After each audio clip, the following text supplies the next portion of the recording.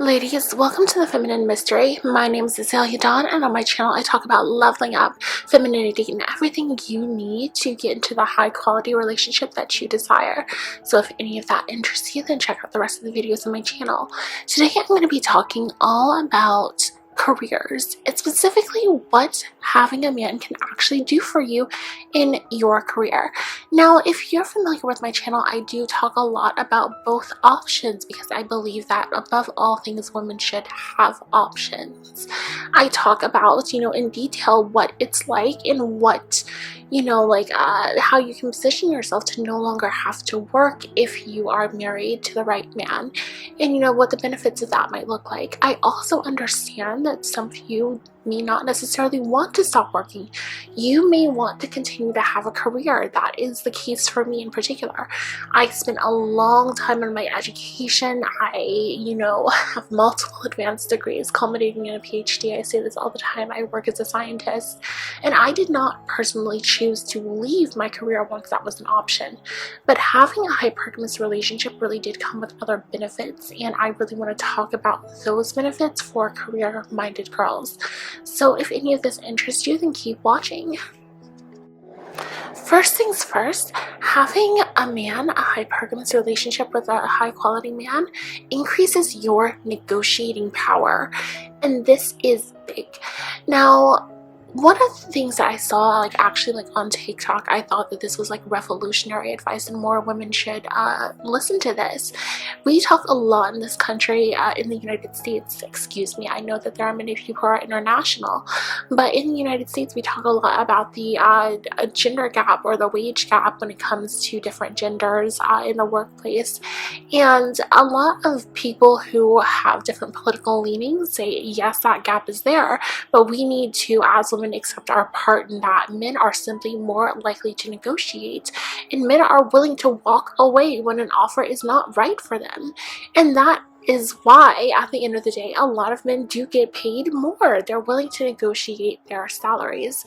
Now, this is maybe not the most comfortable territory for you as a woman, but I think that one of the key benefits that you should keep in mind is that when you are in a hypergamous relationship, when you are in a relationship where you have a man who is a financial provider, who is covering all of the household and otherwise living expenses that you have, right?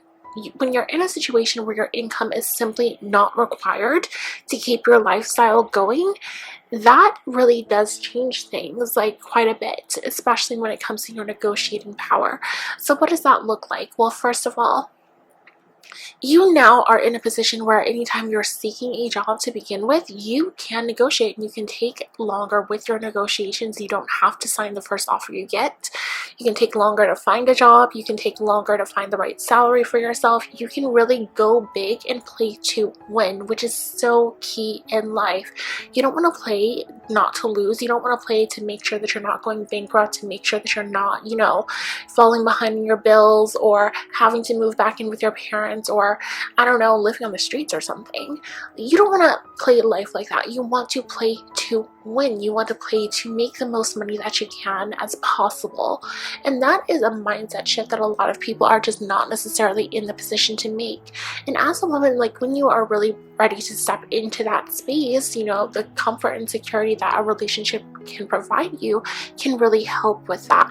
So that's one thing. You're able to start to negotiate your salary up front and really make sure that the offers to get you out of the house in the morning, out of the door, are compelling and fair. You have a lot of time to do your due diligence, to do your research, and to make sure that any kind of offer is a good offer for you.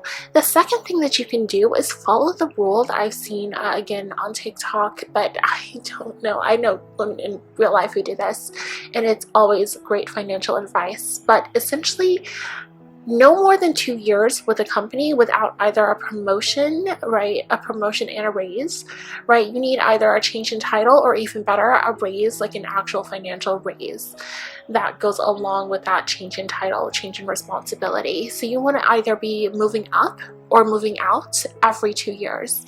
You don't want to be one of those women who just stays at the company, keeps on doing the same job. It's been 5 years, 8 years, 10 years, and you're just hoping to not get laid off. That is really not the way to do your career, especially in light of the fact that, like, let's say you start working around like age 25, 27, or let's say like you get like your first like big girl job like around age 30, and like you have like maybe like a 35-year career. You cannot afford just, like time wise, simple math, you cannot afford to just be sitting in the same job with the same salary, the same compensation, not moving anywhere for years at a time. It is just bad math. You want to make sure that every 2 years you're either moving up or moving out. Either you are getting a raise and a promotion, or you are finding another position that's going to pay you at least 10 to 15% more, just depending on what's going on in the market. 10% if maybe things are a little dicey, 15% if we have like a little bit of a better economy going on. And you also want to be looking at different forms of compensation that you're able to get with each one of these companies that you work for. And this is just a big part of the security that really being in the right relationship can provide you. So again, you want to be moving up or moving out every 2 years, no exception, and having the right relationship can really make that possible for you if that's something that you're not currently comfortable with. Now, the second benefit I want to talk about here is going to be a little bit controversial, but as I always say on my channel, I'm here to really tell you the truth and give you the layout of the situation that you're going to find yourself in. The second benefit we're here to talk about is your increase in social status that comes from being married. Unfortunately, in our society, women who are wives and mothers get more respect, especially from other women. A lot of men really do not question things. They are not sitting around really like thinking all that like critically about other people in general. But women are the most notorious for this.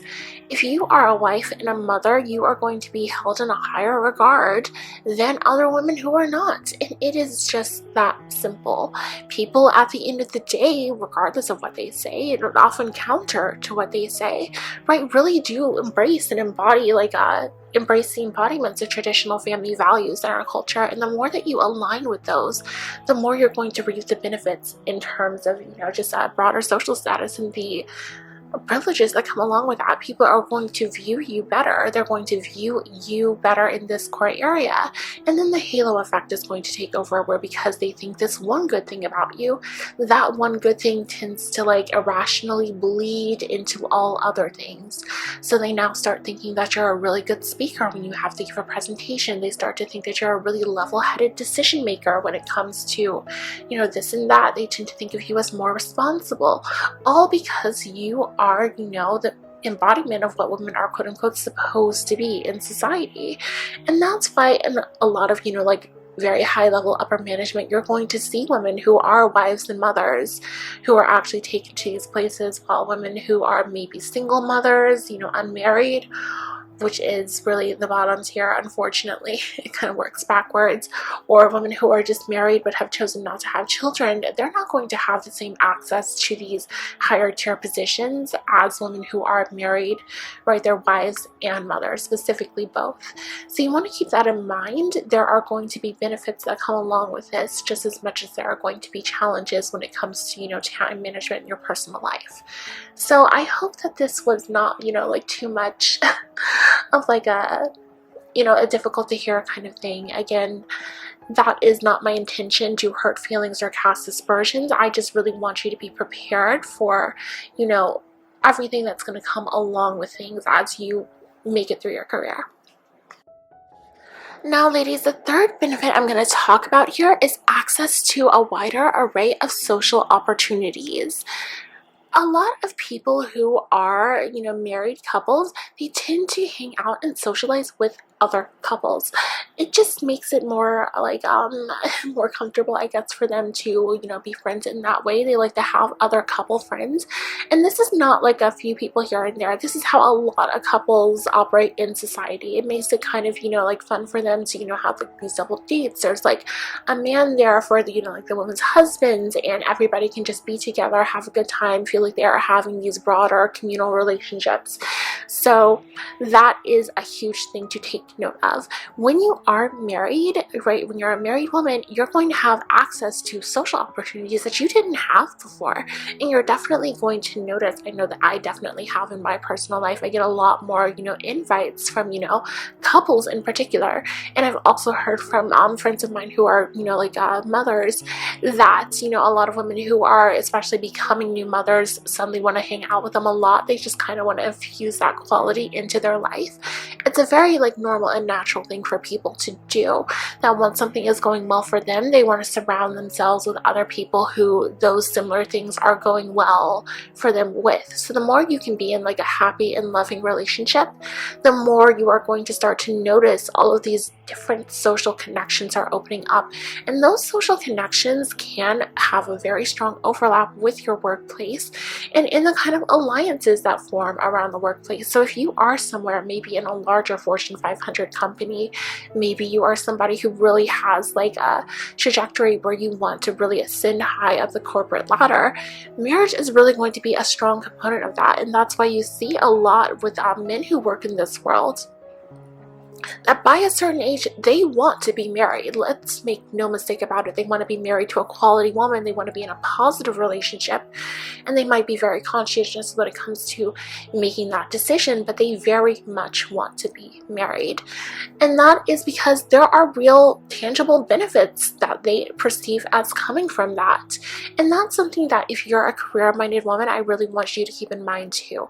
That as you make this decision, this is going to be something that's opening up more social opportunities for you, and you really want to be aggressive about using those, about using that to network, right, to enhance your career, about using that just in order to cement alliances even in your own workplace. Again, I want to remind you to not just leave things to be a meritocracy, not just leave things to be oh, the best person, the person who does the best work is going to win and blah blah blah.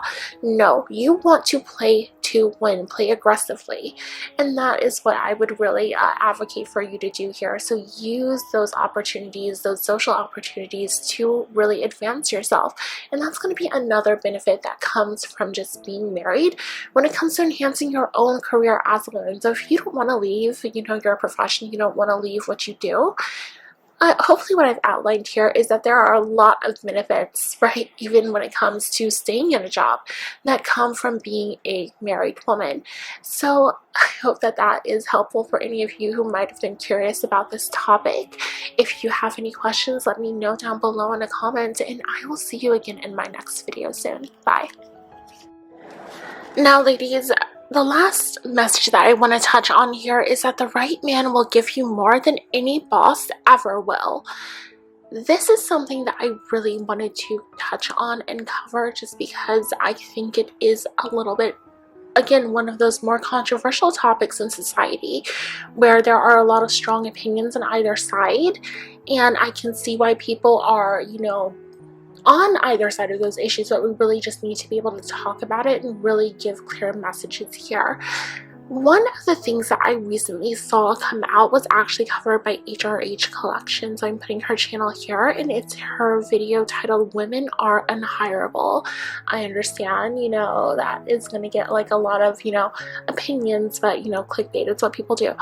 And basically what she talks about in that video is that there was a baby company. She doesn't name the baby company, but it's in the news, obviously. So there's a baby company essentially where this woman who adopted a baby or something of that nature, I'm not sure, but she essentially has a child that is in the NICU, and she requested to be to have leave for that, and the company basically wrote her back and was like, okay, you can't really have leave, but we can allow you to work remotely. And that apparently just did not go over well. It was an entire scandal. Some people were fired. It was a whole thing. But essentially what HRH outlines in that video is that these companies are not able to just absorb the finances of your position for you point blank period. There are for-profit companies. They need to be able to make a profit, and when they are hiring you to do a job, they're hiring you to do that job. They expect you to make them money at a profitable rate. If that does not happen, there's no company. And one of the biggest mistakes, in my humble opinion, that women are making today is that we are being taught, by people I do believe who have good intentions, right? The idea that there was this whole epidemic of single mothers in the 80s and 90s. There were all of these women who were baby boomers who found out they really could not depend on men, who were like, hey, don't do that, get an education, make your own money, blah, blah, blah, blah, blah. That's all well and good, but I think we've gone a little too far in the other direction, because there are a lot of women who are depending on these jobs the way that women used to rely on these husbands, and that is where I see the problem as being. What we need to understand is that even if you're working a career, a job is just a job. These people do not love you. They really don't care about you like that. They don't care about you as a person, and they cannot afford to. Frankly, they need to be able to make a profit, and that is the bottom line. If they're not doing that, then nobody has a job. The entire thing shuts down and everybody is unemployed. That is just the way that, for-profit businesses work. Whether that is, a good thing or a bad thing in your mind, it is what it is. So I think one of the most important things to remember when you are thinking about the subject of marriage and relationships is to really make sure that you are getting in a relationship with a good man, because at the end of the day, this boss, they don't know you like that. They are not going to continue to care about you outside of the workplace, and even if they do, they're not going to keep your lifestyle going. When you are with the right man, he's going to be there, rain or shine. If you get laid off, he's still going to be there. He's still going to be, doing what it is that he's doing, holding down the household, making sure that everything is covered, and making sure that he's doing whatever he needs to do to provide for you and for his family. If you are just the sole solitary person there, and something happens to you, life happens, just like what happened to this woman, where she is literally in a situation where her child is in the NICU. That is really hard to go through, and I don't want to seem unsympathetic to that. At the same time, the issue is that these jobs, these businesses are unsympathetic. They have to be, unfortunately. So you want to make sure that you are remembering to prioritize your relationships, because these relationships are what's going to be there when life really gets hard. They're what's going to actually be there to provide for you when these jobs simply cannot. So I just wanted to touch on that a little bit and say that, yeah, remember to always, know where your priorities are at the end of the day, because while, having a job, being able to earn your own money, that's great, that's fantastic, there is a limit to that as well. And with that, I'm really going to close out of this video. I've had, well, let's cut this part of the intro out and go with the other one.